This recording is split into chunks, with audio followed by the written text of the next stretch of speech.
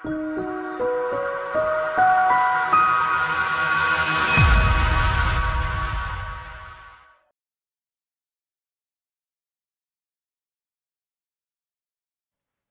Friends, कैसे? बढ़िया, first class. Yes sir. चलते हैं, आज हम एक इंपॉर्टेंट टॉपिक के बारे में डिस्कस करने जा रहे हैं। That is your best judgement assessment कैसे होता है। जो हमारा बेस्ट जजमेंट, जिसको हम लोग कभी कभी एक पक्षीय कर निर्धारण या एक्स पार्टी असेसमेंट के नाम से भी जानते हैं। होता क्या है कि असेसिंग ऑफिसर आपसे उम्मीद करता है कि आप अपनी returns, income tax department, assessing officer नहीं, इनकम टैक्स डिपार्टमेंट आपसे उम्मीद करता है कि आप अपनी रिटर्न्स सही समय पर फाइल करेंगे। आपको 139(1) में ड्यू डेट दी गई थी कि आप अपनी रिटर्न सही समय पर दाखिल कर दीजिए। चलिए, कोई दिक्कत नहीं, वो टाइम बीत गया। 139(4) में कहा गया था कि चलिए ठीक है, देर हो गई, बिलेटेड रिटर्न्स आप फाइल कर दीजिए। वो भी टाइम बीत गया। अब डिपार्टमेंट आपको एक नोटिस भेजता है सेक्शन 142(1) में कि भाई आपको अपनी रिटर्न फाइल करनी चाहिए, या आपसे उसने कुछ डॉक्यूमेंट्स मांगे सेक्शन 142 सब सेक्शन 1 में। आपने उसको भी कंप्लाई नहीं किया, मींस आपने सेक्शन 139(1) में रिटर्न फाइल नहीं की, 139(4) में रिटर्न बिलेटेड रिटर्न फाइल नहीं की, और साथ ही साथ जब आपसे मांगा गया था कि आप अपनी रिटर्न या बुक्स ऑफ अकाउंट या डॉक्यूमेंट्स किसी पॉइंट को लेकर के प्रेजेंट हुई, उस चीज को आपने नहीं फॉलो किया, कंप्लाई नहीं किया। आपसे कहा गया था 142(2)(a) के हिसाब से, 142 सब सेक्शन 2(a) के हिसाब से आप स्पेशल ऑडिट करवाइए, डायरेक्शन दिया गया था आपको।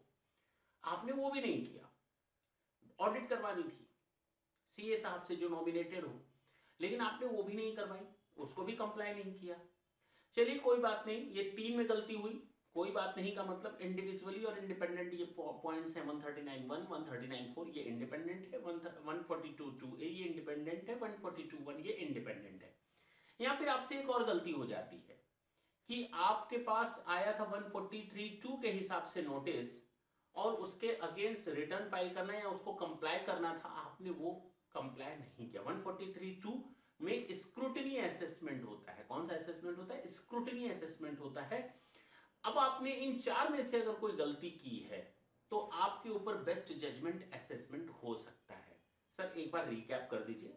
139 सबसेक्शन 1, 139 सबसेक्शन 4 में गलती, 142(2)(a) में गलती, 142 सबसेक्शन 1 में गलती, और लास्ट मैंने बताया सेक्शन 143 सबसेक्शन 2 में जो नोटिस आई थी उसको आपने कंप्लाई नहीं किया।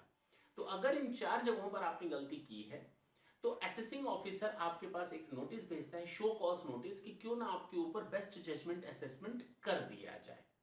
लेकिन अगर आपके पास ऑलरेडी एक नोटिस जा चुकी है सेक्शन 142 सब सेक्शन 1 की कि आप अपनी रिटर्न फाइल करिए, आपने उसको कंप्लाई नहीं किया, अगर ऐसी नोटिस आपके पास ऑलरेडी आ चुकी है, तो अब आप अगेन ये उम्मीद करें डिपार्टमेंट से कि वो आपको 144 में नोटिस भेजे, शो कॉज नोटिस, वो नहीं आने वाली।